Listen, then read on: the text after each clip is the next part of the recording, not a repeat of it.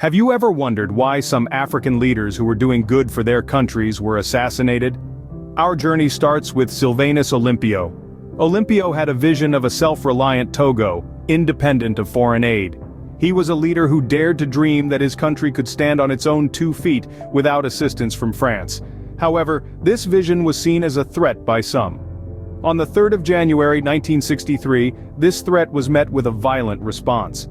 The French military in a coup d'état assassinated Olympio in Lome, the capital of Togo. His ambitious vision for a self-sufficient Togo was seen as too much of a challenge to the status quo.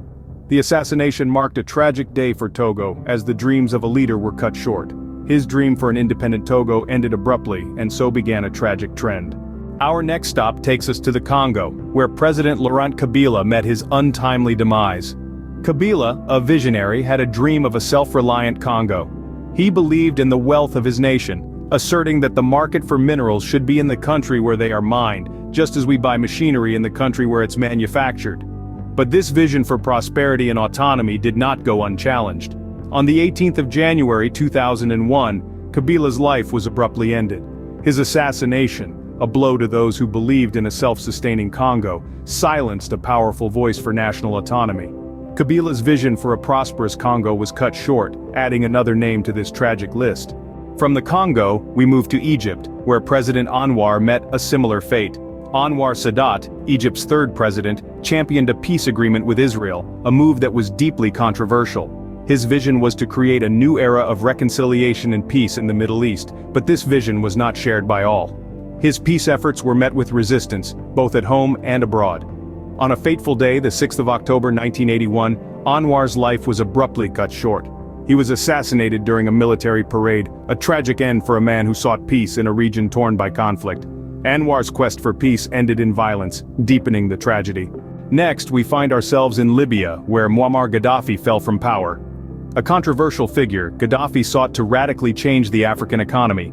His grand vision was to create a gold currency for Africa, a unified monetary system that could potentially elevate Africa's place in the global economy. But this dream was not to be realized. In 2011, a wave of anti-Gaddafi sentiment sparked a civil war. The US and rebel forces played a crucial role in the conflict, ultimately bringing down the Gaddafi government. The country was left in disarray, and Gaddafi himself met a violent end.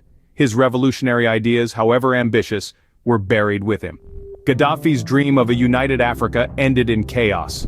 We now travel to Burkina Faso, where Thomas Sankara was cut down in his prime. Sankara, a beacon of hope for his nation, led an economic revolution that transformed Burkina Faso into a symbol of self-sufficiency. But his radical reforms were not well received by all. On a fateful day in mid-October 1987, Sankara's life was abruptly ended. His government toppled in a coup rumored to be supported by France. Sankara's revolution ended prematurely, continuing the unfortunate trend. Finally, we return to the Congo, where Patrice Lumumba's life was tragically cut short. Lumumba, a beacon of hope for Congo's total emancipation, was a force to be reckoned with. His vision for a free Congo, independent from the shackles of colonialism, made him a target. On a fateful day, January 17, 1961, Lumumba, at only 34, was assassinated. His bright flame of resistance extinguished too soon. Lumumba's struggle for freedom ended in tragedy, concluding our tragic journey. These 6 leaders had a shared vision of a prosperous and independent Africa, yet their lives were all cut short. They were men who dared to dream, to challenge the status quo, and to seek a better future for their people. Sylvanus Olympio, Laurent Kabila, Anwar, Muammar Gaddafi, Thomas Sankara, and Patrice Lumumba. Each of them had a vision for an Africa that was self-reliant, prosperous, and free from foreign interference. Yet for their audacity, they paid the ultimate price. Their tragic fates serve as a stark reminder of the perils faced by those who dare to dream and to lead. As we remember these leaders, we are left to ponder, what should Africa do to stop this carnage of their good leaders?